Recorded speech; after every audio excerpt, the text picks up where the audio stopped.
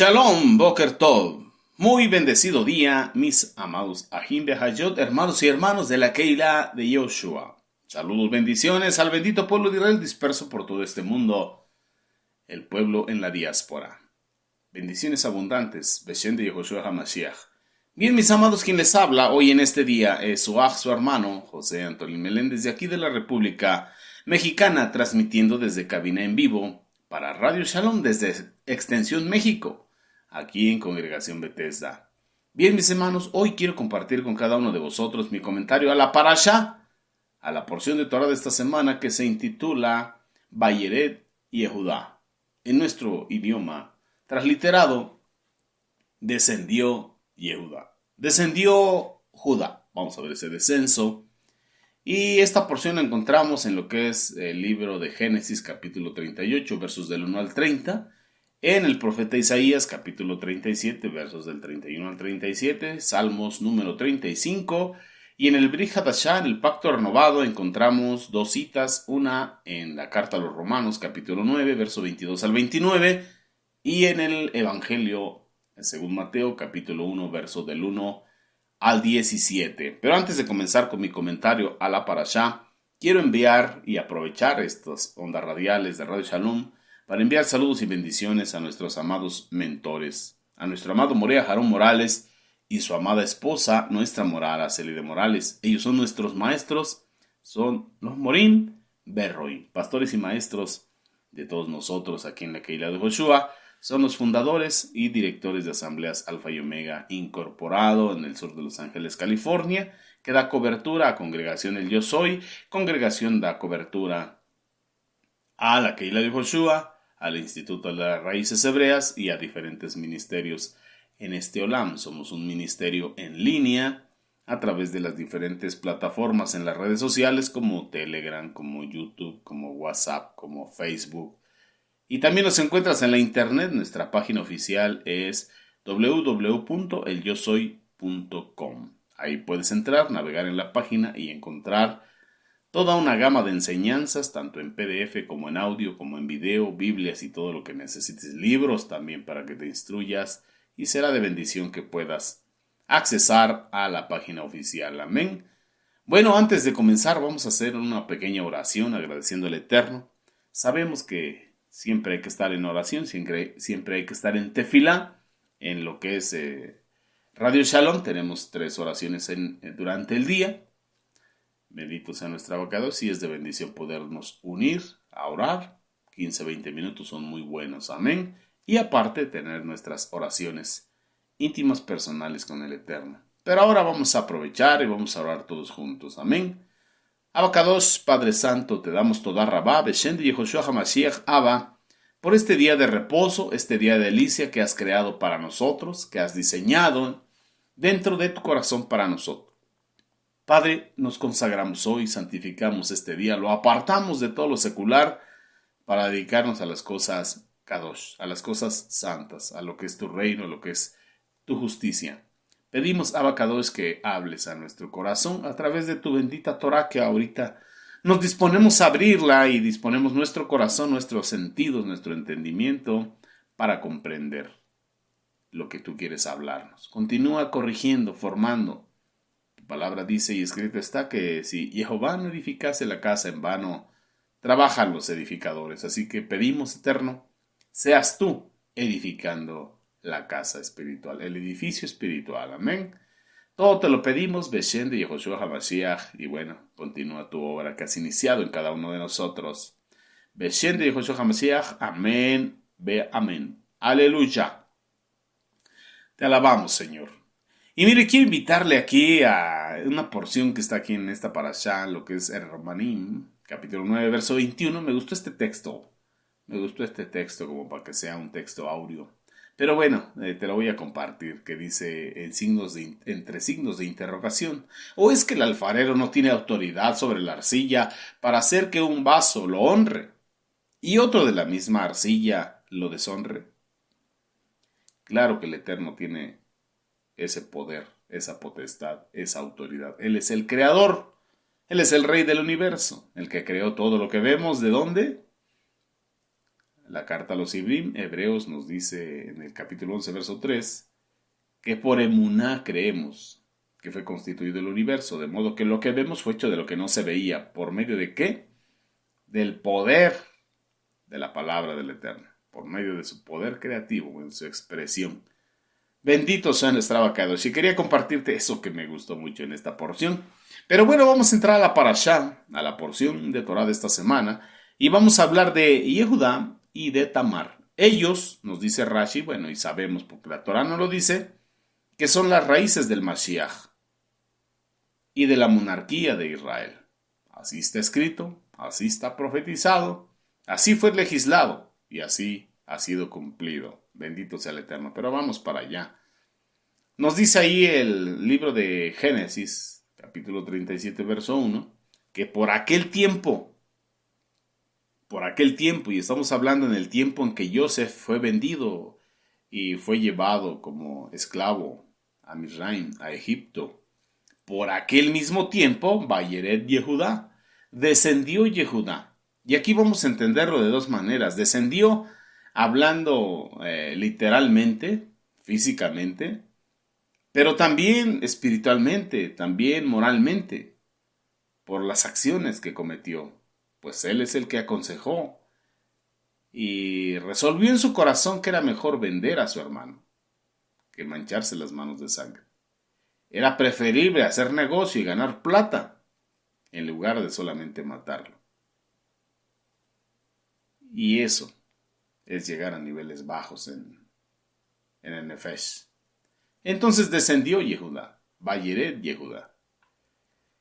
Yehudá, Judá, que es la transliteración a nuestro idioma, se separó de sus hermanos, se apartó de ellos y se dirigió rumbo a Adulam. Adulam es una ciudad ubicada al noroeste de Hebrón. Ahí se encontró con un hombre llamado Hira y se asoció con él. Empezó a hacer negocios con él. Y Judá se separó de sus hermanos porque ellos lo depusieron de su condición de líder. Él era un líder innato. Esto sucedió después de que ellos fueron testigos del dolor de su padre Jacob, por la desaparición de Yosef, su hijo preferido, su primogénito con Rachel. Los hermanos se arrepintieron de haberlo vendido y le recriminaron a Yehudá, que antes de haberles aconsejado vender a su propio hermano, a Joseph, como esclavo, tenían mejor que habérselo regresado íntegro a su padre para no causarle el dolor que le causaron. Y sin duda todos le hubieran obedecido porque él era un líder natural del grupo, un líder natural de la manada. Tenía esa gracia ya por parte del Eterno. El libro de Yacer nos dice que ciertamente intentaron buscarlo, más bien lo buscaron en Misraim, en Egipto, pero no lo pudieron encontrar. Ciertamente sí hubo un cargo de conciencia, pero no lo pudieron encontrar, entonces mantuvieron su mentira. Pero Yehudá no soportó estar cerca de su padre con ese cargo de conciencia sobre de él. Yehudá. Judá en nuestro idioma. ¿Quién fue Yehudá? Yehudá es el cuarto hijo de Jacob con Lea, su primera esposa, la hermana mayor de Rachel. La madre de 6 de 12 hijos de Jacob, de Jacob. El nombre de Yehudá significa agradecimiento o aceptación. Cuando Yehudá nació, Lea declaró: esta vez voy a agradecer al Eterno. Y llamó a su hijo Yehudá, que es comúnmente transliterado al castellano como Judá, es como lo conocemos. Y esta palabra se puede traducir como agradecimiento o como aceptación. O también puede llamarse o transliterarse como adorador. Y también de ahí se deriva lo que es Yehudim, que en hebreo es judíos en nuestro idioma. De ahí también se deriva lo que es el nombre de los judíos, de Yehudim, con la raíz Yehudá. ¿Qué hizo este hombre? Este hombre sugirió vender a su hermano Joseph. Entonces había algo en su corazón que nosotros conocemos en este tiempo como codicia, como avaricia, o como nos dice el Brit Hadashah, como amor al dinero. Y por amor a dinero vendió a su hermano, tal y como Judas en castellano vendió a Mashiach Yoshua a cambio de plata. La esposa favorita de Jacob era Raquel. Y Raquel tuvo a Joseph. Entonces Joseph es el primogénito de Rachel porque es el que abrió matriz. Recordemos que ella era estéril. Por eso fue el hijo más amado de Jacob, porque es por la mujer que trabajó, pudiésemos decirlo, 14 años. Porque en los primeros 7 le dieron como recompensa a Lea y los otros 7 pues ya fueron por Rachel. Perdón, entonces fueron en total 14 años que trabajó por ella. Y el tiempo, más el tiempo que se tardó en tener un hijo. Entonces cuando vino ese hijo ya fue en su vejez. Y se inclinó mucho hacia él. Y en la parasha pasada estudiamos por qué. Esto es lo que despertó celos amargos en sus otros hijos. O en los hijos mayores. En los de su primera esposa, en los de Lea. Así que cuando pasó la caravana de ismaelitas, Judá dijo, ¿qué ganaremos matando a nuestro hermano y cubriéndonos con su sangre? Mejor vamos a venderlo a estos ismaelitas en lugar de levantar la mano contra nuestro hermano, que es nuestra propia carne. Mejor, hagamos negocio. Y lo cambiaron por una pequeña cantidad de monedas de plata. Después de esto dejó el clan. Dejó la familia, dejó los hermanos y se fue.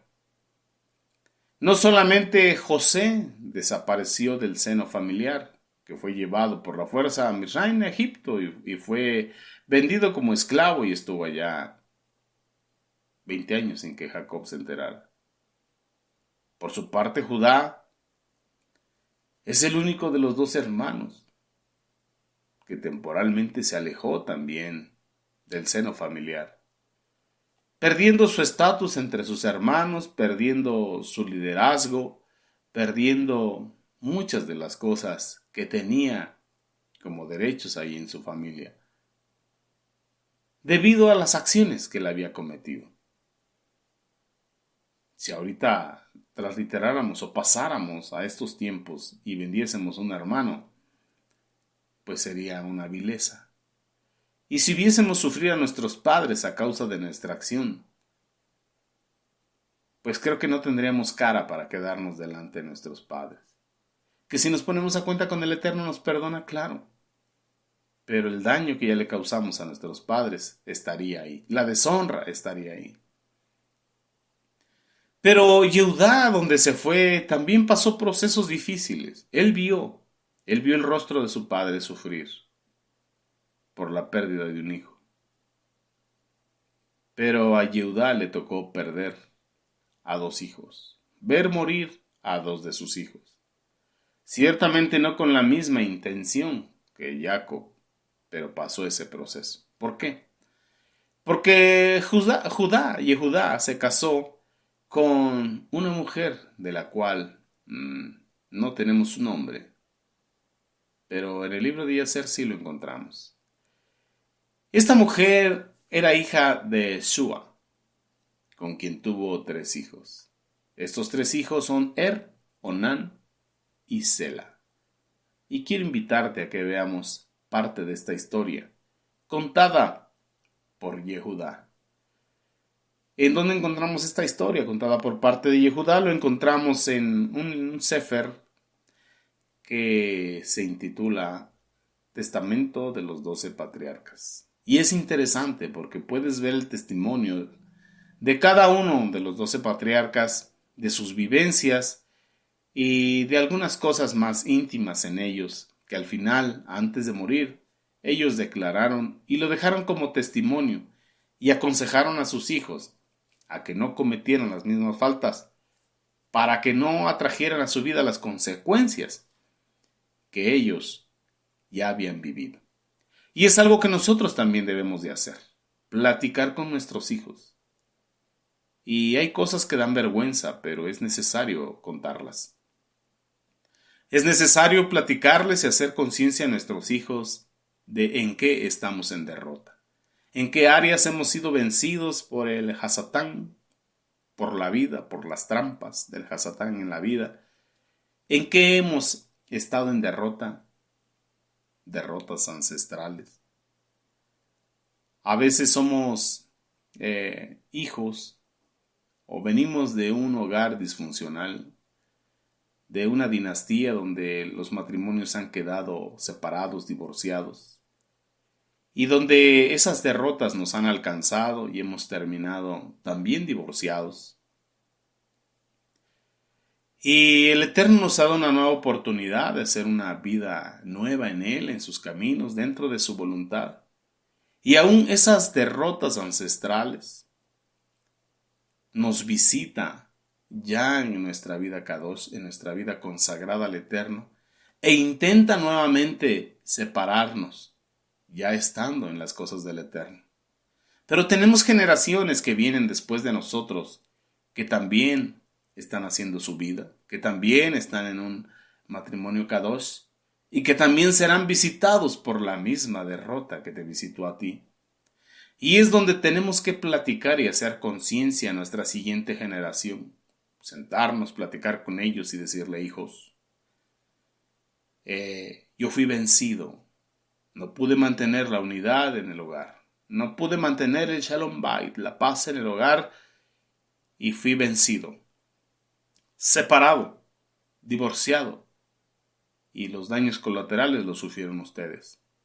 Pero ustedes, hijos, tienen la oportunidad de edificar su matrimonio en esa roca, en ese fundamento, en la roca principal del ángulo, en Yeshua HaMashiach mismo, en el amor del Eterno manifestado en carne en este Olam. Ahí fundamentar su matrimonio y no permitirle a la división ni al divorcio que venga a fracturar su unidad. Tienen que ser ejad, tienen que ser uno. Tienen la oportunidad de vencer en lo que yo y sus ancestros, o nosotros sus padres y nuestros ancestros, fuimos vencidos. Ustedes tienen la oportunidad de vencer en esa área. Así que tienen que edificarse en Mashiach para no ser vencidos como sus generaciones pasadas. Y es lo que yo puedo entender y encontrar en el testamento de Judá. De Yehudá, que dejó su testamento, su enseñanza y su ejemplo, y tuvo que contar cosas vergonzosas. ¿Para qué? Para que sus hijos tuvieran la oportunidad de vencer en lo que él fue vencido. Que tuvieran la oportunidad de no ser derrotados en lo que él fue derrotado. Y mire lo que dice su testamento. Quiero hablarle del verso 9 en adelante, cuando dice: yo edifiqué Tama y mi padre Rambael. Tenía yo 30 años. 20. Tenía yo 20 años cuando tuvo lugar esta guerra. Y la puedes leer en los versículos anteriores. Los cananeos nos tenían miedo, a mí y a mis hermanos. Poseía yo muchos rebaños y como mayoral a Irán, el Odolamita. Cuando yo me dirigía hacia él y vi a Barzán, rey de Adolam, que preparó para nosotros un banquete, él me invitó a que aceptara a su hija Besué como mujer. Ella parió para mí a Onán y Selón, 3 hijos. A 2 de ellos los hizo morir el Eterno, sin hijos, Pero Selón vivió, y vosotros sois sus hijos. Le está hablando a sus nietos, hijos de su hijo menor, de Selón. Durante 18 años, desde que llegamos de Mesopotamia, de casa de Labán, mantuvimos la paz, mi padre y nosotros, para con nuestro tío Esaú, hermano de mi padre, e igualmente con los hijos de éste. Pero cuando pasaron estos años, teniendo yo ya 40 años, vino contra nosotros Esaú, el hermano de mi padre, con una multitud de gentes, con un ejército fuertes y armados, y Esaú cayó bajo el arco de mi padre Jacob. Fue llevado casi muerto al monte Seir y murió cuando se dirigía a Eiramá. Nos avenimos al consejo de nuestro padre y los aceptamos como tributarios. Nos proporcionaban 200 medidas de trigo, 500 de aceite y 1500 de vino hasta que bajamos a Misraim, a Egipto. Fueron conquistados y estuvieron tributando a Israel y a los 12 patriarcas, a Jacob y a sus hijos, tributo. De manera que Jacob y sus hijos tenían riqueza hasta que vino la hambruna y tuvieron que descender a Misraim, a Egipto. Después de estos acontecimientos, mi hijo Or trajo a Tamar, hija de Harán, desde Mesopotamia, y la tomó como mujer. Pero era malvado y tenía dudas acerca de Tamar porque no era de la tierra de Canaán. Él quería una cananea. El Midrash nos dice que Tamar era shemita, era descendiente de Shem. Entonces un ángel del Eterno mató durante la noche del tercer día. Estamos hablando de después de su boda. Él no llegó a conocerla, siguiendo las malas artes de su madre, pues no quería tener hijos de ella.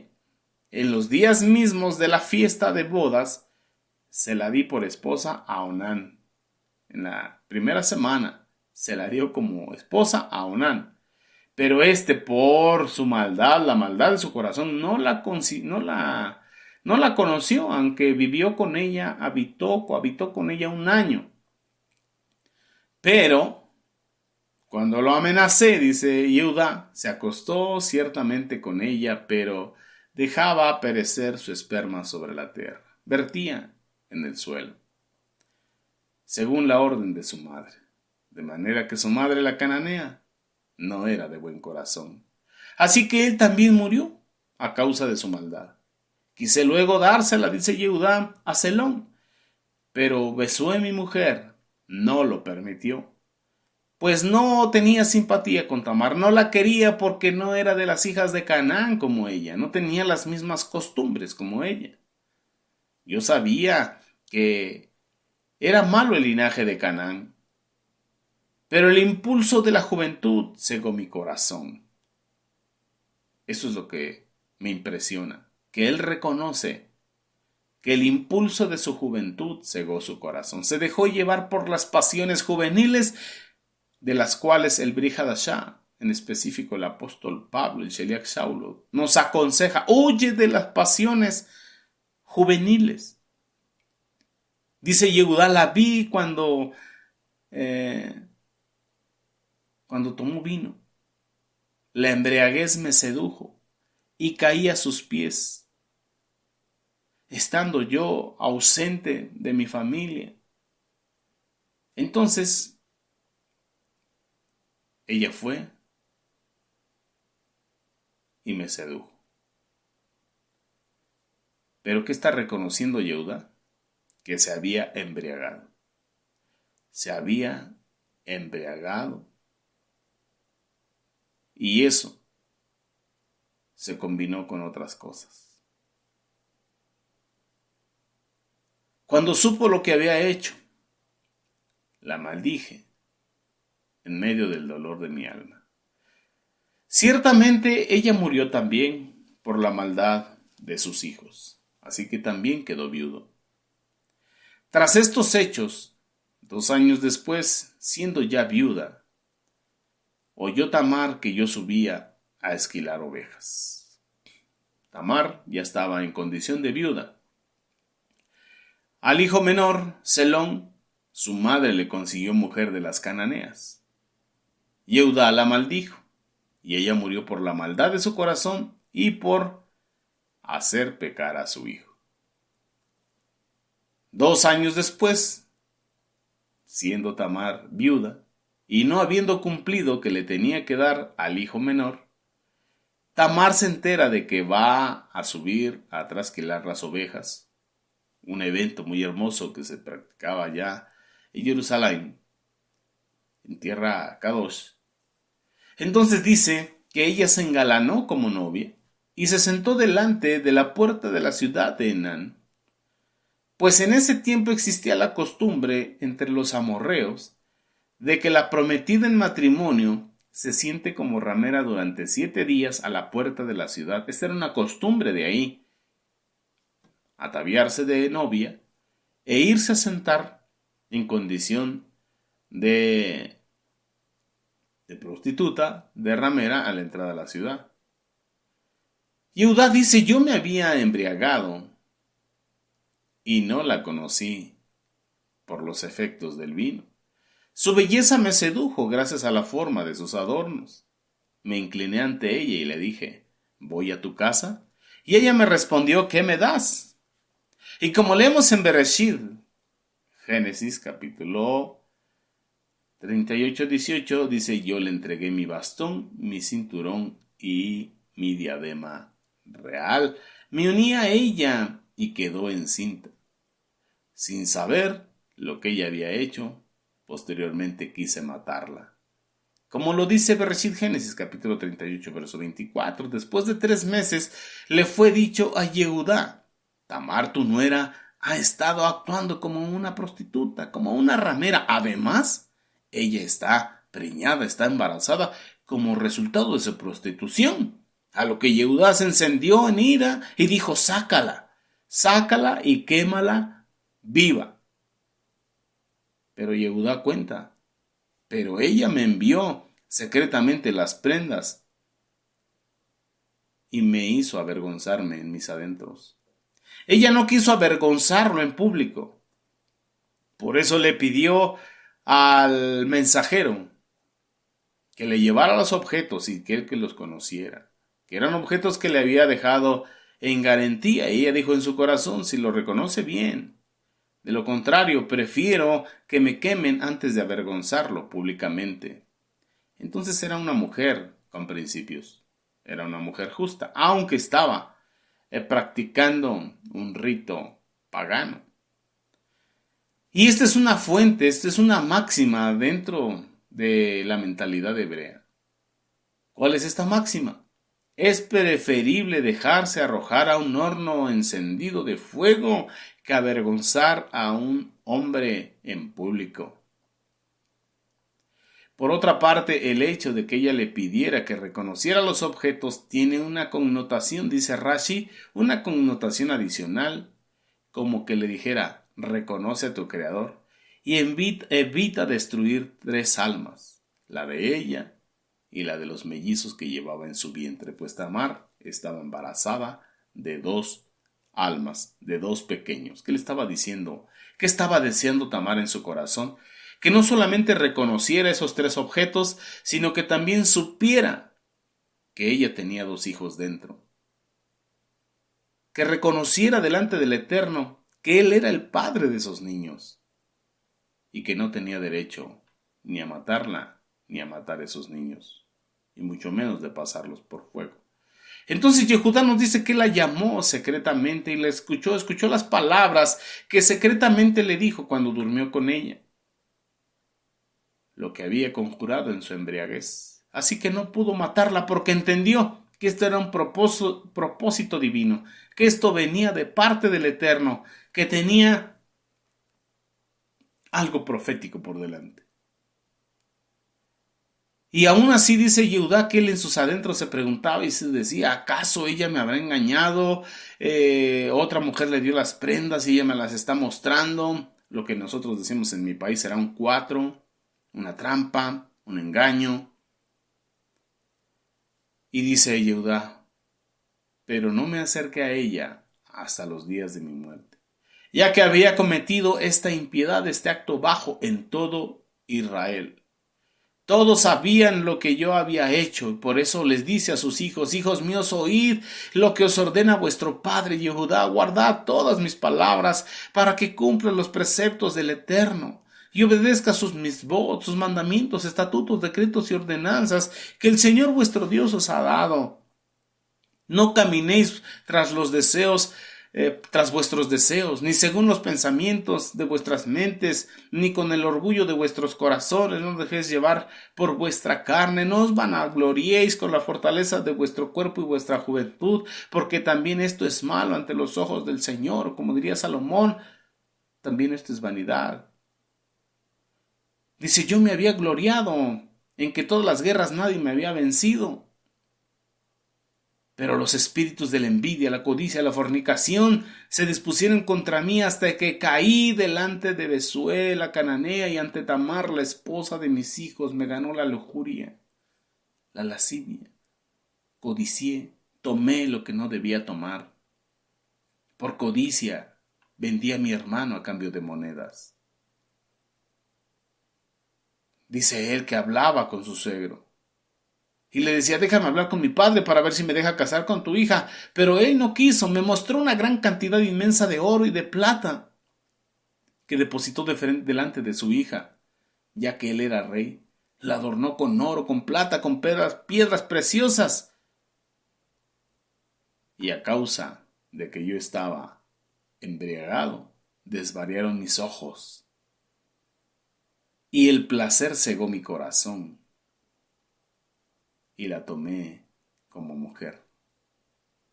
Pero el Señor me dio retribución de acuerdo a los designios de mi mal corazón,